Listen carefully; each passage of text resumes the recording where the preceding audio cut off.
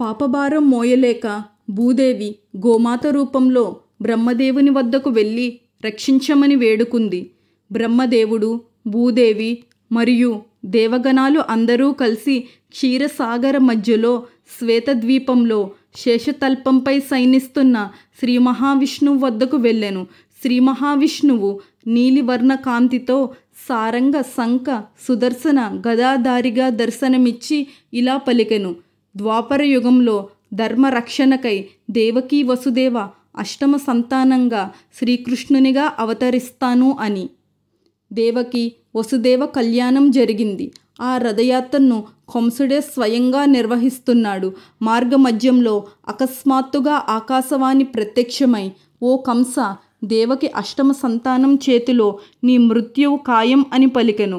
కంసుడు కోపోద్రిక్తుడై దేవకిని చంపబోగా వసుదేవుడు అడ్డుపడి ఆమె యొక్క ప్రతి శిశువును నీకు అప్పగిస్తాను అని వాగ్దానం చేసెను.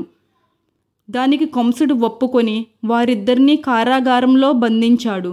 తరువాత వారిద్దరికీ జన్మించిన 7 సంతానాన్ని కంసుడు నిర్దాక్షిణ్యంగా చంపివేశాడు.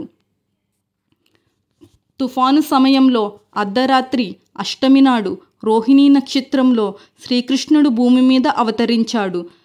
దేవకీ వసుదేవులకు తన దివ్య దర్శనాన్ని ప్రసాదించి తనను గోకులంలో ఉన్న యశోద వద్దకు చేర్చి, యశోద వద్దనున్న శిశువును మీ బిడ్డగా కంసునికి తెలియజేయమని చెప్పెను.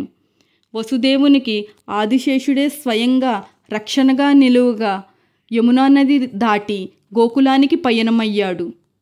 వసుదేవుడు యశోదకు కుమార్తె రూపంలో జన్మించిన యోగమాయను తీసుకొని అక్కడ శ్రీకృష్ణుని ఉంచాడు. తదుపరి కారాగారానికి తిరిగి వచ్చాడు.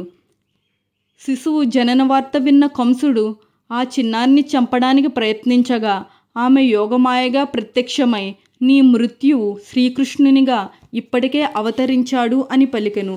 ఈ విధంగా భగవంతుడు శ్రీకృష్ణుడు రాక్షస సంహారం కోసం భూమిపై జన్మించెను.